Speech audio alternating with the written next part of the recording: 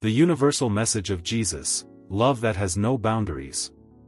There is a kind of love that does not ask questions before it gives itself away. It does not check your name, your nationality, your past, your religion, or your reputation. It does not wait for you to become worthy of it. This is the love that walked the dusty roads of Galilee 2,000 years ago, and it is the same love that reaches into this very moment, into whatever room you are sitting in right now, into whatever silence or noise fills your life today. This is the love of Jesus Christ, a love that has no boundaries, no borders, no conditions, and no end. If you have ever felt like you were too broken to be loved, too far gone to be forgiven, too ordinary to be noticed by anyone greater than yourself, this message is for you. Because the story of Jesus was never a story reserved for the perfect. It was, from its very first page, a story about the imperfect being embraced by a love that refused to let go. Let us begin at the beginning, not with theology, not with doctrine, not with religious rules, but with a simple truth: Jesus loved people. He loved them before they earned it. He loved them after they failed. He loved them when the crowd turned away, when the religious leaders whispered accusations, when even his own followers doubted him. His love was never a reward for good behavior. It was a gift, freely given, to anyone willing to receive it. A love without categories. Think about the world Jesus was born into. It was a world sharply divided by categories. Jew and Gentile, rich and poor, clean and unclean, righteous and sinner, free and slave, man and woman, healthy and sick. Society had drawn thick lines around who belonged and who did not, who deserved compassion and who deserved condemnation, who was worthy of a seat at the table and who was destined to be forgotten outside the gate. And into this world of walls, Jesus walked as if the walls did not exist. He sat and ate with tax collectors. Men despised by their own people for collaborating with an occupying empire, men whose very profession made them outcasts in polite society. He touched lepers, people who by law were required to live outside the city, to warn others of their approach by crying out, "Unclean, unclean," so that no one would accidentally come near them. He spoke with a Samaritan woman at a well, crossing not only the barrier of gender but the deep and bitter enmity between Jews and Samaritans that had lasted for centuries. He allowed a woman with a questionable reputation to wash his feet with her tears and dry them with her hair, while the religious host of the dinner recoiled in silent judgment. Every single one of these encounters was a quiet revolution. Every single one said the same thing without needing words. You are not disqualified from love. You are not too far gone. You are not invisible to me. This is the heart of the universal message, that the love Jesus offers is not a narrow river reserved for a select few, but an ocean wide enough to hold every person who has ever lived, is living now, or will ever live. It does not matter where you were born, what language you speak, what mistakes fill the pages of your past, or what doubts crowd your mind today. The invitation stands open. Why universal matters. The word universal is important here, and it is worth pausing to understand why. A universal message is not a message for one culture, one nation, one era, or one type of person. It is a message that transcends every barrier humans have ever built to separate themselves from one another. Jesus did not come to found a club for the already good. He said plainly that he had not come to call the righteous, but sinners. He compared himself to a physician. And a physician's calling is not to admire the healthy, but to tend to the sick. If you have ever felt like you carry wounds too deep for anyone to see, understand this: the very reason Jesus came was to meet people exactly where their wounds are. This universality also means that his love is not limited by your understanding of it. You do not need a theology degree to be loved by God. You do not need to have your doubts resolved, your questions answered, your sins already conquered. The tax collector Zacchaeus did not clean up his life before Jesus called out his name and invited himself to dinner at his house. The change in Zacchaeus' heart happened after he encountered love, not before. This order matters more than we often realize. Grace comes first. Transformation follows. Never the other way around. The compassion that sees beyond the surface. One of the most striking qualities of Jesus' ministry was his compassion. Not simply as an emotion, but as a way of seeing. The Gospels tell us again and again that when Jesus saw the crowds, he was moved with compassion, because they were like sheep without a shepherd, weary and scattered, harassed and helpless. This is a profound description of what compassion actually is. It is not pity from a distance. It is not a polite acknowledgement of someone's suffering while remaining safely untouched by it. Compassion, in its truest sense, means to suffer with. It means entering into another person's pain rather than simply observing it. When Jesus wept at the tomb of his friend Lazarus, he was not performing grief for an audience. He was fully present with the sorrow of Mary and Martha, even though he knew, as the Son of God, that in a matter of minutes he would call Lazarus back to life. His tears were not about doubt. They were about love. They were about the willingness to feel what others feel, to stand beside them in the valley rather than shouting encouragement from the mountaintop. This matters immensely for anyone walking through a hard season today. The compassion of Jesus is not a distant, clinical concern. It is a love that enters your grief, your fear, your confusion, your loneliness, and sits with you there. He does not require you to explain your pain in polished words. He does not need you to have your emotions organized before he draws near. He simply comes close, exactly as he did at that tomb, and he weeps with those who weep. Hope for every kind of person.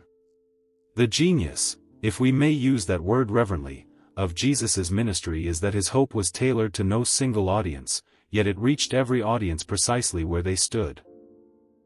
To the woman caught in adultery, dragged before a crowd ready to stone her, his hope came in the form of a question that dismantled hypocrisy: "Let him who is without sin cast the first stone."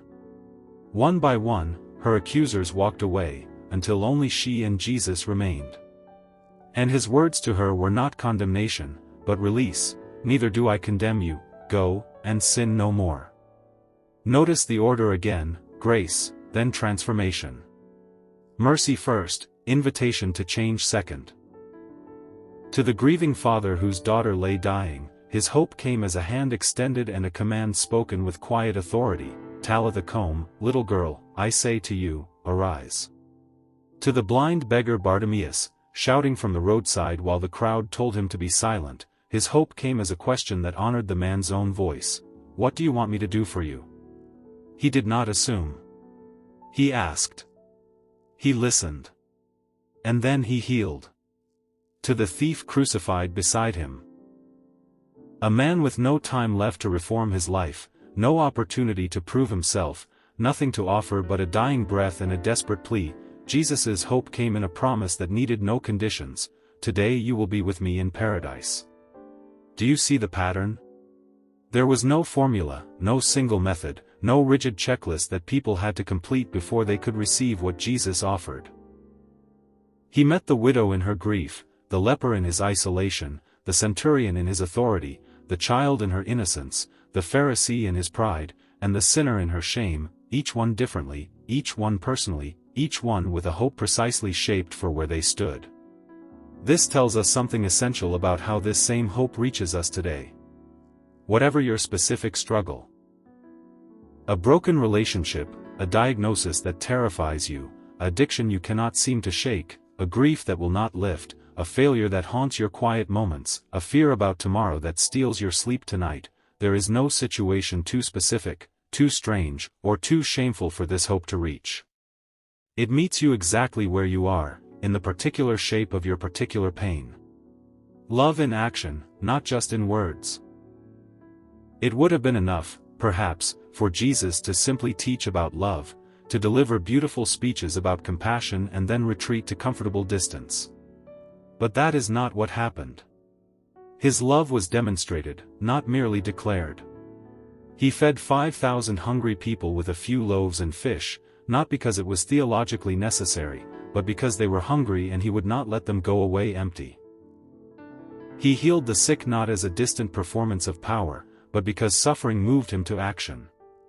He touched people others refused to touch, lepers, the ceremonially unclean, the socially rejected, because love, in his hands, always became tangible. And ultimately, the greatest demonstration of this boundaryless love was the cross itself. Here was love willing to absorb the full weight of human cruelty, betrayal, and violence, and to respond not with retaliation but with the words, "Father, forgive them, for they know not what they do." This is love pushed to its absolute limit and beyond, love that endures rejection, injustice, and death itself, and still chooses forgiveness over vengeance. If you have ever wondered whether love like this is even possible in a world so often defined by cruelty, betrayal, and indifference, the cross stands as the answer. It is possible. It happened.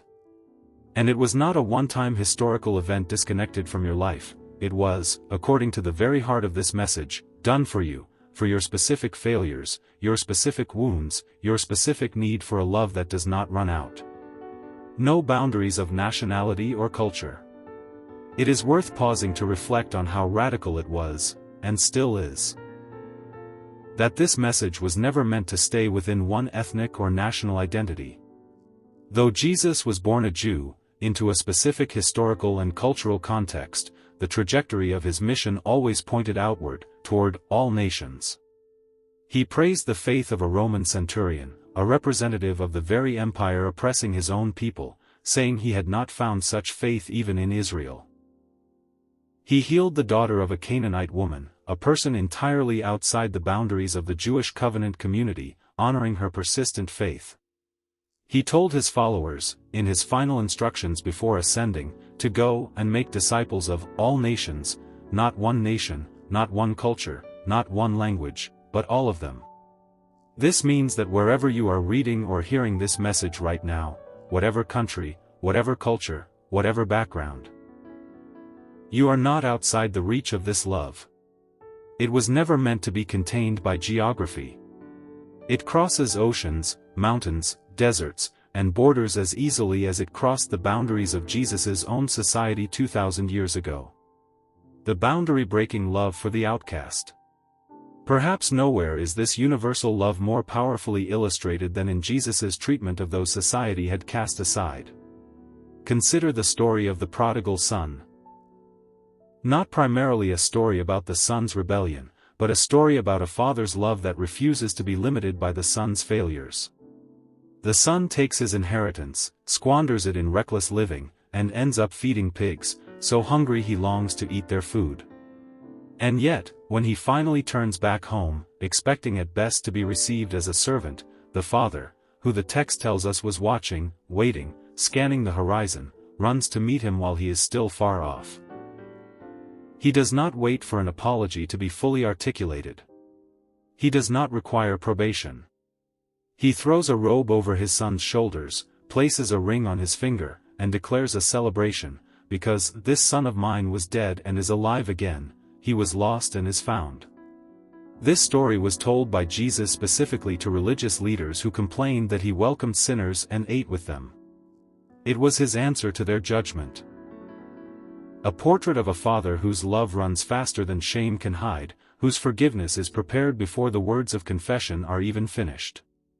If part of you feels like the prodigal's son right now, far from where you started, carrying regret over choices that led you somewhere painful, know that the picture Jesus paints is not of a distant, disappointed parent waiting to scold you. It is of a father already running toward you, robe and ring in hand, before you have even finished forming the words of your apology. A love that sees the individual within the crowd.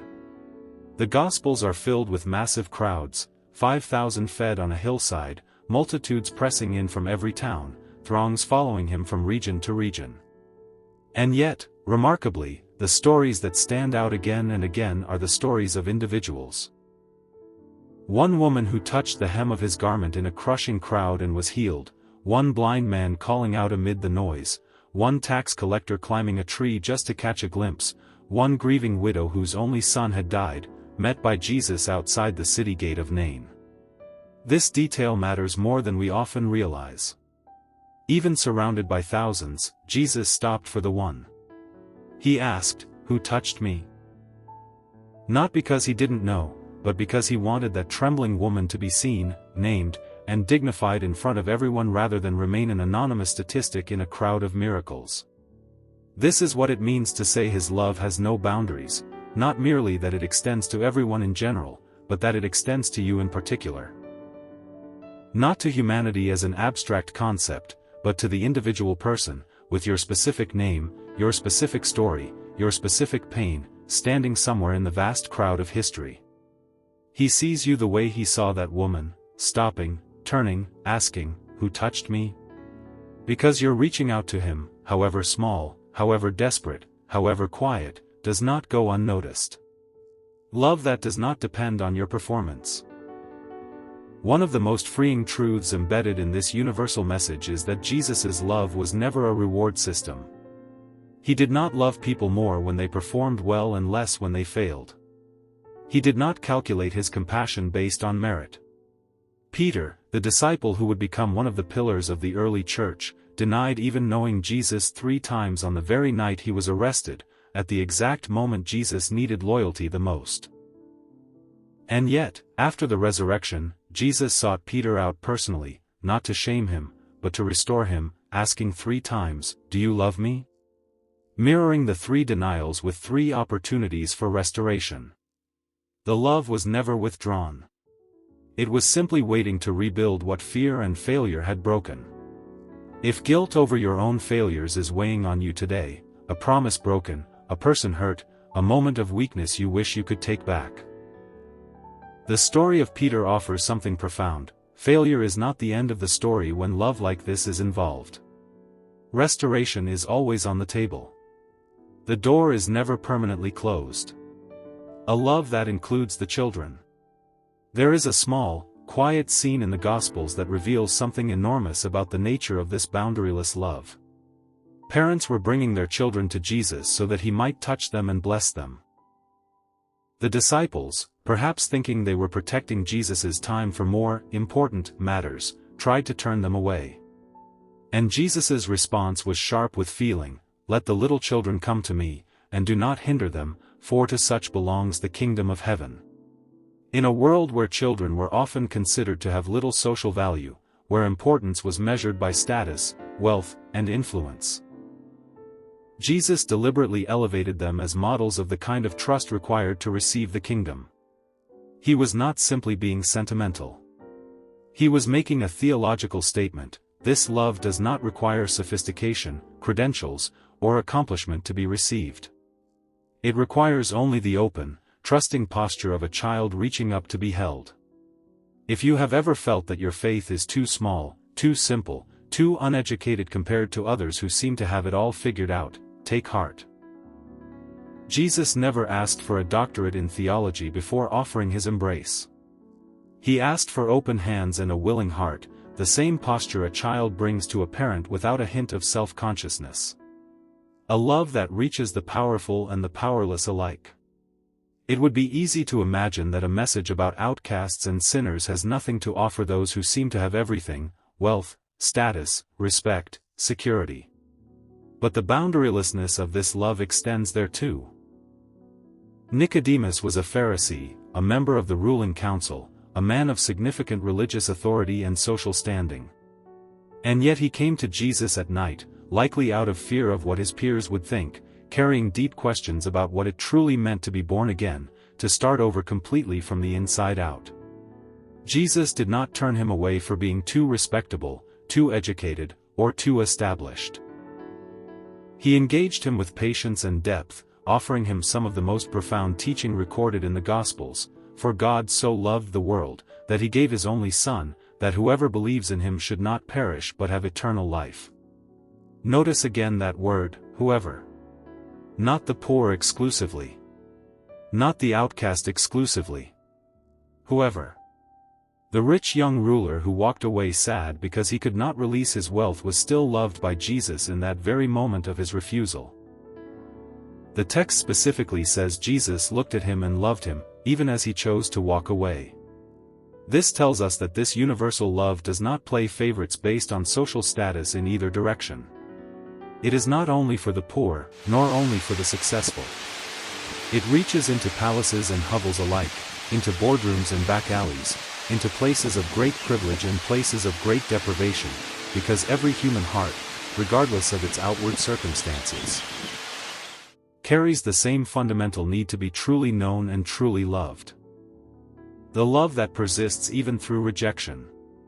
Perhaps what is most remarkable about this boundaryless love is that it did not withdraw itself even when it was rejected, mocked, or crucified. Entire towns refused to welcome Jesus. He simply moved on, without cursing them, without demanding vengeance from heaven, though his disciples once asked if he wanted them to call down fire from the sky to consume an inhospitable village. He rebuked that suggestion outright. The religious establishment plotted against him. A close friend betrayed him for a handful of silver coins. His closest followers scattered in fear the night he needed them most. A crowd that had cheered his arrival into Jerusalem days earlier shouted for his crucifixion.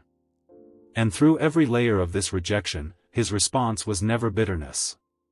It was, even from the cross itself, forgiveness. Father, forgive them, for they know not what they do. This matters for anyone who has ever felt that their own failures, doubts, or seasons of walking away have disqualified them from love.